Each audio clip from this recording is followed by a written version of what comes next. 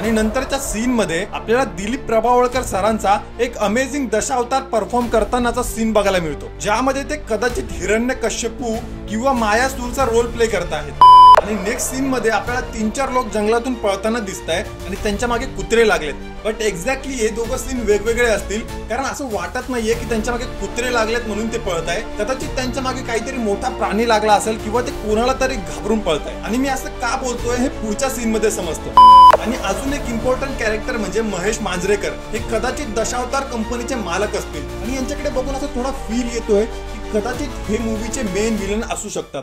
मी just बघितला दशावतारचा teaser, first look सारखा teaser पण एकदम इम्प्रेसिव्ह आणि एंगेजिंग होता। मेकर्सनी डोकं लावून स्टोरीला बिलकुल रिव्हील नाही केलं। टीजर बघून स्टोरीचा काहीच अंदाज येत नाहीये। बट जी स्टारकास्ट आहे ना भाई, अनएक्सपेक्टेड स्टारकास्ट यार। भरत जाधव, महेश मांजरेकर, मला तरी अनएक्सपेक्टेड होतं की एवढी मोठी स्टारकास्ट असेल मूवी मध्ये। आणि जो बॅकग्राऊंड स्कोर आहे यार, एक नंबर भाई।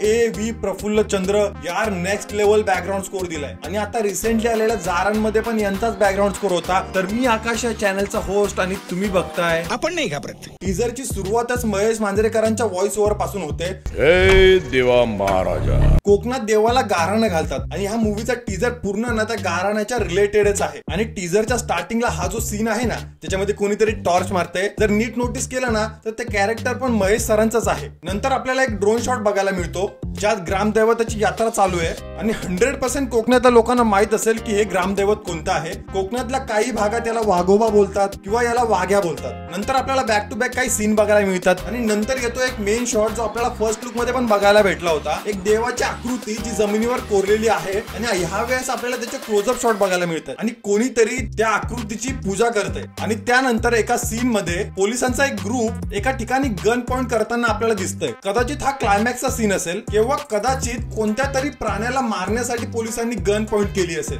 आता तो प्राणी एक्झॅक्टली कोणता असेल हे तुम्हाला व्हिडिओच्या एंडिंग पर्यंत समजेलच। पण जर तुम्ही आता इथपर्यंत आलाच आहात तर प्लीज चॅनलला सबस्क्राईब पण करा यार। आणि नेक्स्ट सीन मध्ये आपल्याला 3-4 लोक जंगलातून पळताना दिसताय आणि त्यांच्या मागे कुत्रे लागलेत। बट एक्झॅक्टली हे दोघं सीन वेगवेगळे असतील, कारण असं वाटत नाहीये की त्यांच्या मागे कुत्रे लागलेत म्हणून ते पळताय। कदाचित त्यांच्या मागे काहीतरी मोठा प्राणी लागला असेल किंवा ते कोणाला तरी घाबरून पळताय। आणि मी असं का बोलतोय हे पुढच्या सीन मध्ये समजतं, कारण त्या सीनच्या एक्सटेन्शन मध्ये आपल्याला एक ड्रोन व्ह्यू दिसतोय। आणि जर नीट ऑब्झर्व केलं ना तर या सीन मध्ये आपल्याला एक डेड बॉडी दिसते आणि डेड बॉडीच्या बाजूला 2 पोलीस त्या बॉडीचा पंचनामा करतायत। आणि अजून नीट नोटीस केलं ना तर बॉडीच्या बाजूला एक गन पडली आहे, जी सेम गन ते 4 लोक पळत होते त्यांच्या हातामध्ये होती। सो कदाचित ही डेड बॉडी त्या 4 लोकांमधलाच कोणाची तरी असेल आणि नक्की त्या प्राण्यानेच त्याला मारलं असेल। आणि नंतरच्या सीन मध्ये आपल्याला दिलीप प्रभावळकर सरांचा एक अमेझिंग दशावतार परफॉर्म करतानाचा सीन बघायला मिळतो, ज्यामध्ये ते कदाचित हिरण्यकश्यपू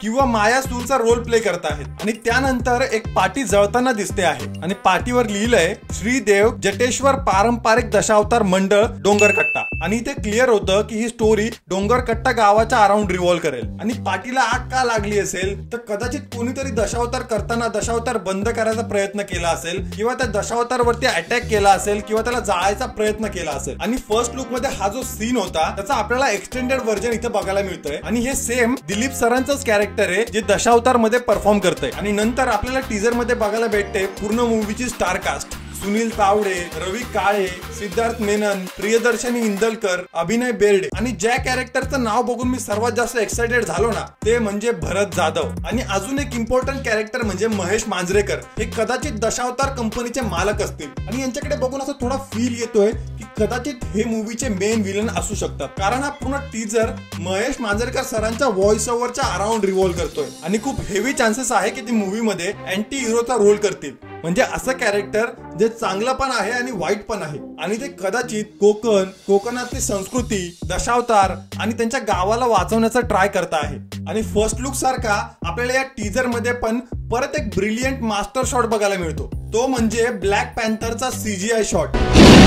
भाई एक नंबर सीजीआय वर्क दिसतोय आणि व्हीएफएक्स आणि सीजीआय क्वालिटी मध्ये चांगलं काम केलंय असं वाटतंय. आणि मी पूर्ण व्हिडिओ मध्ये ज्या प्राण्याबद्दल बोलत होतो कदाचित तो हाच प्राणी असेल. आणि टीजर मध्ये जी डेड बॉडी दिसते तिला यानीच मारलं असेल. तर ओव्हरऑल टीजर बघून असा फील येतोय की मूवी पूर्ण एन्व्हायरमेंट, कल्चर, कोकणाच्या रिलेटेड फिरणार आहे. आणि जेव्हा मूवीचा ट्रेलर येईल त्याच्यावर आपण नक्कीच बोलू आणि त्याचा पण डिटेल मध्ये ब्रेकडाऊन करू. जर तुम्हाला हा व्हिडिओ आवडला असेल तर व्हिडिओला लाईक करायला बिलकुल विसरू नका. आणि जर चॅनलवर नवीन असाल तर चॅनलला सबस्क्राईब करायला पण विसरू नका. आणि पर्सनली माझी मूवीसाठी एक्साइटमेंट खूप वाढते. आणि 12 सप्टेंबरला आपल्याला मूवी थिएटर मध्ये बघायला मिळणार आहे. तर मला कमेंट सेक्शन मध्ये नक्की सांगा की तुम्हाला हा व्हिडिओ कसा वाटला आणि मूवीचा टीजर पण कसा वाटला. आणि आजच्या व्हिडिओ पुरतं फक्त एवढंच. चला येतो.